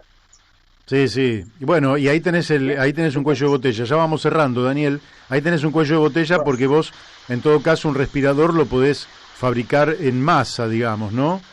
Sin embargo, médicos no podés hacer en masa en poco tiempo. No, ni médico, ni enfermera, Así. ni nada por el estilo. Así es. Sí, guantes, mascarilla, podés más o menos convocar los medios, ojo, vos. Si yo te quiero ver, o sea, nos quiero ver, nos quiero ver, cuando la epidemia alcanza los niveles que está alcanzando aquí, y si no te digo en Europa, aquí, en África. Bueno, Daniel, hasta aquí hemos llegado. Bueno, después hablamos del tema ideológico detrás de las estrategias, si querés, en otro momento. Dale. Tenemos tiempo. Sí, claramente. Sobre todo Semana Santa, pero sí, hay un sesgo ideológico detrás de las estrategias que está adoptando cada país. Bueno, habría que charlar de eso también. Muy bien, lo vamos a charlar, cómo no. Y también cuestiones psicológicas. Pero bueno, te lo dejo a vos. Sí. Te lo dejo a vos para que lo investigues. Te mando un fuerte abrazo y tengo que seguir con el programa. Bueno, Mario, un abrazo, saludos a la audiencia. Dale. Y ya estamos en contacto, si no me equivoco, que ha esperado con paciencia oriental, nuestro amigo Carlos Méndez. Carlos. Hola Mario. Paciencia más bien occidental preferiría. No, escuchaba, viste, los comentarios, y, bueno, nos da para pensar, Bueno, una primera parte quiero decirte de que no me voy a detener en números, porque realmente a veces nos marean cuando no los tenemos a la vista. Así es. Pero te quiero recordar que, para comenzar, cómo la pandemia del coronavirus había transfigurado el proceso en Chile, iniciado el 18 de octubre con el estallido social. Sí. Decíamos, digamos, las frecuentes manifestaciones, muchas de ellas violencia, el proceso constituyente, que se había fijado un calendario electoral que se iba a iniciar precisamente el próximo 29 de abril con un plebiscito para definir la necesidad de una nueva constituyente, sí o no. Sí. Y más aún, la campaña televisiva se iniciaba este pasado 27 de marzo. Mira vos. Todo eso cesó. La pandemia en pocos días, en este mes de marzo, trastocó, recordemos que marzo estaba planteado por los diversos sectores como algo terrible, pero creo que nunca se imaginaron que iba a ser tan terrible como lo que estamos enfrentados todos ahora, no solamente en Chile, sino que en todo el mundo. Así es. La pandemia trastocó y modificó todo. El gobierno ha recuperado el protagonismo que había perdido desde octubre, y el vacío de poder que existía ha sido llenado por otros actores que vamos a ir señalando. Ha debido constituir un comité de crisis frente a la epidemia, y otros actores sociales y políticos que veníamos señalando también le han inventado el rumbo en una suerte de, siendo prudente, de co-gobierno. Claro. Efectivamente, los alcaldes hicieron que el gobierno acelerara el cierre de todos los recintos educacionales. Él contaba con un comité de expertos y que le habían aconsejado a Piñera de que esto no era necesario, suspender el calendario escolar. No obstante, los alcaldes presionaron con la posibilidad de ellos cerrar sus establecimientos municipales.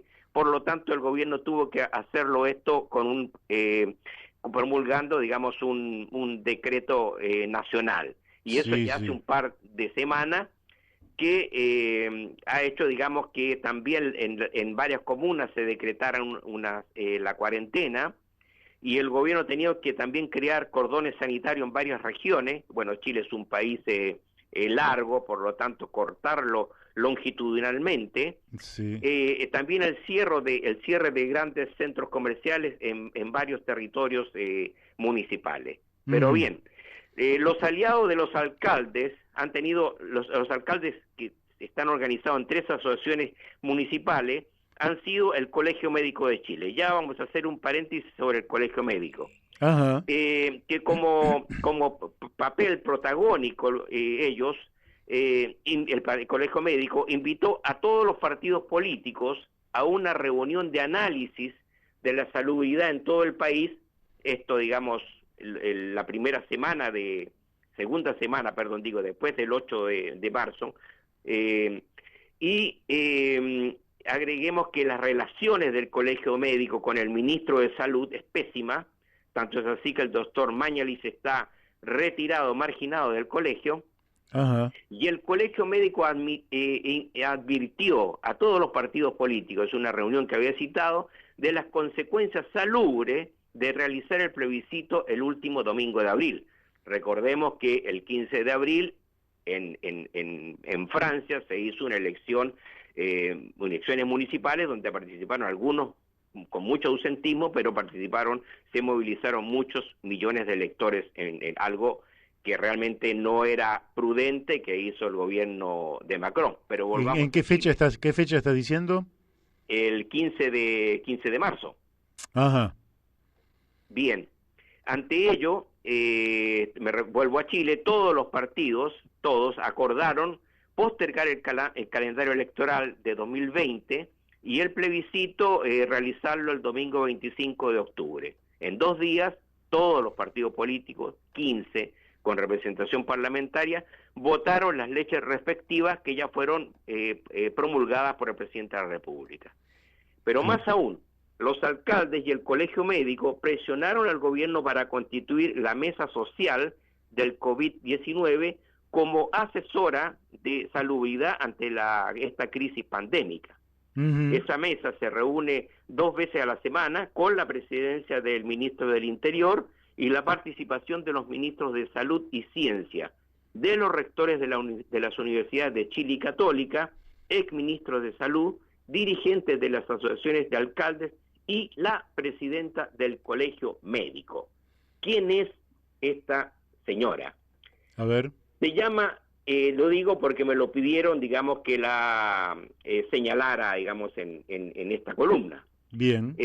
Isquia, que lo hago con gusto además, Isquia Siches, la doctora Isquia Siches Pastén, es una doctora de 31 años, es la primera mujer en presidir el Colegio Médico de Chile, nació en Arica, y ella fue elegida hace poco como presidenta del colegio en una lista unitaria, que fue respaldada por comunistas, demócratas cristianos, socialistas, gente de la nueva mayoría, del Frente Amplio e Independiente. A ver, repetime el nombre para mí y para los oyentes. Ya, es Isquia, eso se escribe con I-Z-K-I-A.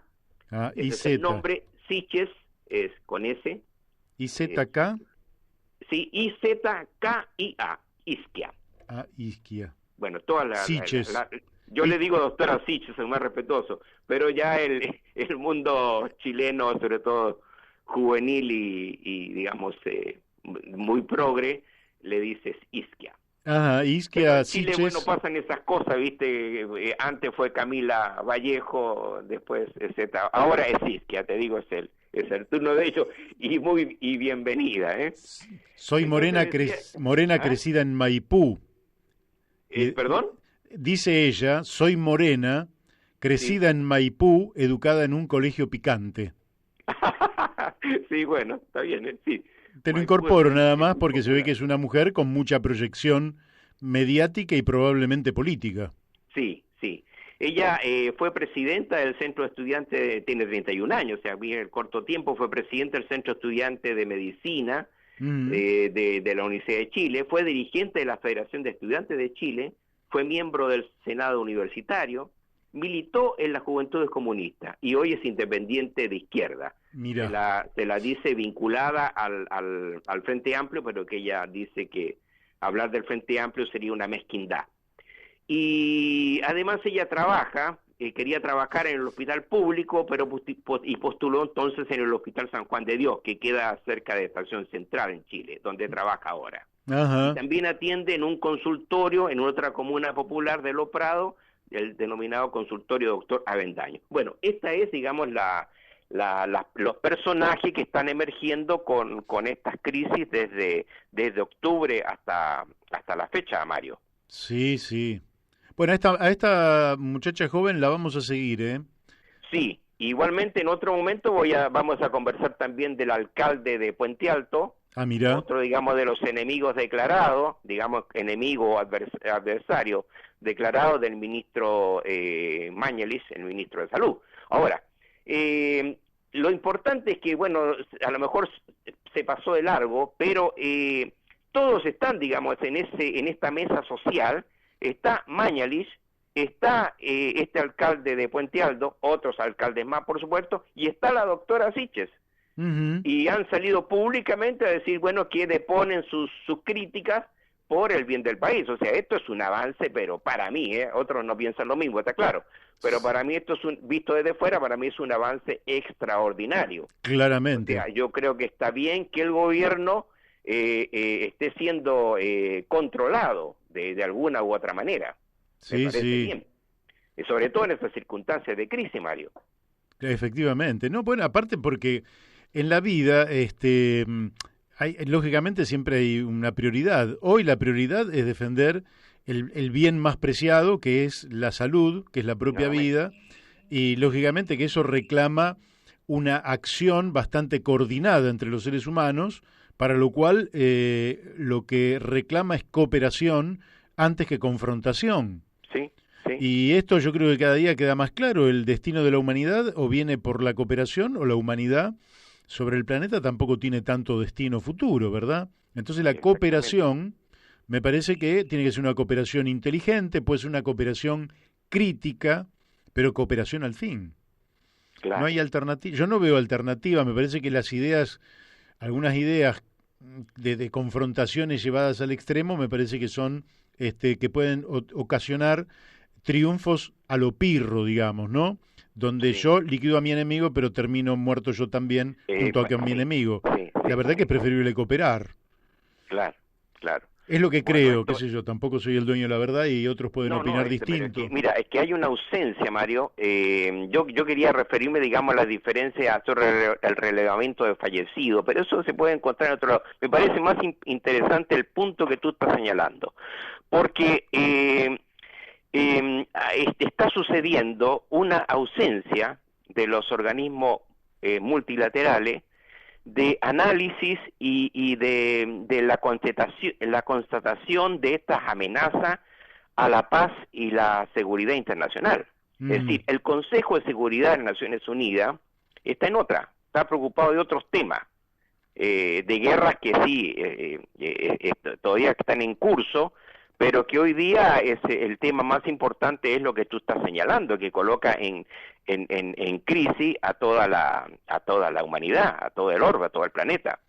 Y también el G20, que se reúne para abordar los efectos, se va a reunir para abordar los efectos de la pandemia por videoconferencia, a propuesta de España, y con la situación que hizo la Arabia Saudí, que preside temporalmente el grupo. Esto lo que se ve, digamos, es muy pobre en relación a esta situación, que si nosotros recordamos hechos que aquejaron en este siglo XXI, como el 2000, cuando se produjo la caída de las Torres Gemelas.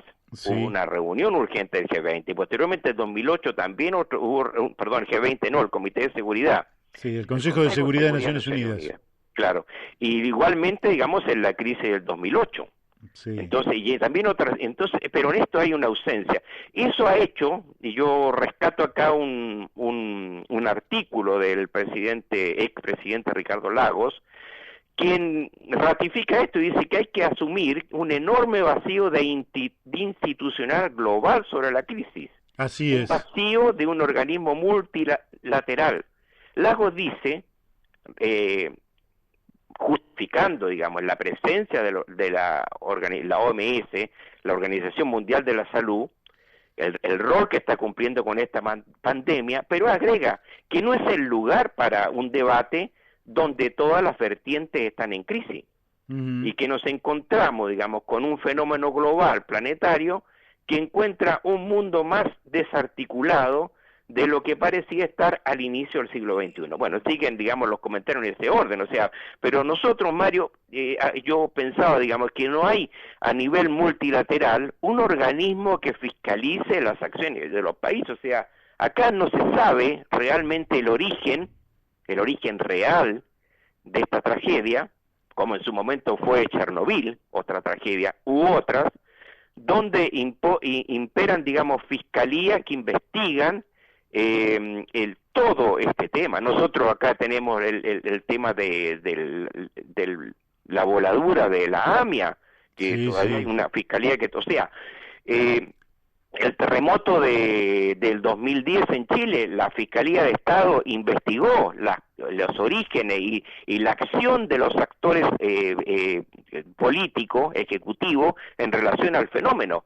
En este caso nosotros estamos aquí, oscilamos entre que se comieron, digamos, algunos un asunto digestivo de animales, y de otros que dicen que que pudo haber sido un virus creado, digamos, por alguna potencia con un experimento fallido, sí, que ocurrió, digamos, en China, pero que a su vez también China dice que probablemente, o sea, acusa a Estados Unidos de que ese virus lo podían haber instalado ellos en una olimpiada u organización deportiva militar que se hizo, digamos, en el lugar donde comenzó este fenómeno. Así es. Bueno, eso no creo que eso lo podamos resolver. Lo que me parece que sí, o en todo caso será materia de investigación, y algún día sabremos si tiene un origen natural o es parte de una guerra bacteriológica entre China y Estados Unidos. Eso hoy no lo sabemos. Lo que sí podemos decir es que, y hemos hablado hoy con el doctor Eduardo Deleville, porque ellos están proponiendo un fondo humanitario global a partir de Naciones Unidas, donde los países más poderosos deberían tener una actitud constructiva, cooperativa con los países de la periferia, y lógicamente nuestros países tendrían que tener la movilización de las capas altas y medias altas, que también deberían constituir fondos humanitarios para abordar esta problemática. Pero creo que falta institucionalidad internacional, como dice Ricardo Lagos, porque las grandes potencias no están abordando humanitariamente su papel en el mundo que están haciendo, sino que lo siguen pensando en términos de hegemonía, lo siguen pensando en términos de dominio, lo siguen pensando en términos de mantener sus privilegios seculares, en lugar de pensar que hay que marchar a un mundo con mayor equilibrio, con mayor humanismo, con mayor bienestar para toda la población, lo que implicaría también una redistribución de la riqueza que hoy se produce y que queda en muy pocas manos. Te doy un minuto para que cierres, sí, porque se nos fue el tiempo. Esas son las lecciones que tenemos que ir desarrollando, que bueno, ya creo que tú diste una pauta como para ir buscando, digamos, elementos. Quiero terminar diciendo, digamos, que las metodologías que, digamos, ratifican lo que tú acabas de decir, son diversas. Tanto en Europa no hay una metodología en contra de esta pandemia centralizada.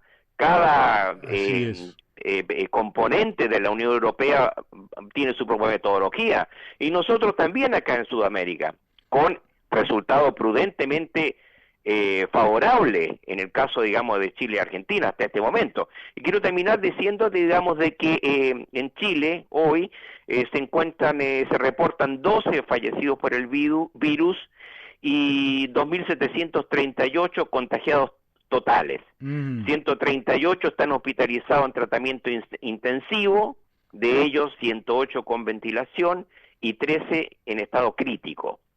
Y se han aplicado 35.148 test PCR con un 8% de resultados positivos. Mamita. Bueno, se nos fue el tiempo, así que te mando un fuerte abrazo y hasta el martes que viene. Bueno, yo también desde La Plata, capital de la provincia de Buenos Aires, un fraternal abrazo a ti y a nuestros auditores, Mario. Muy bien, bueno, acá ya cerramos nuestro programa de hoy, de 31 de marzo, donde se termina por cumplir la primer parte de la cuarentena. Y aquí en La Brújula, desde Radio La Luna, AM 1140, le decimos que nos volvemos a encontrar el próximo lunes a las 12 del mediodía para seguir abordando este tema que se nos ha metido también como un virus en el programa y nos ha absorbido la totalidad del programa. Estamos todos en función del coronavirus, esperemos poder salir lo más rápido posible de esto, aunque todos los augurios nos están diciendo que va para largo. Así que la pasen bien y nos encontramos el lunes que viene. Chau.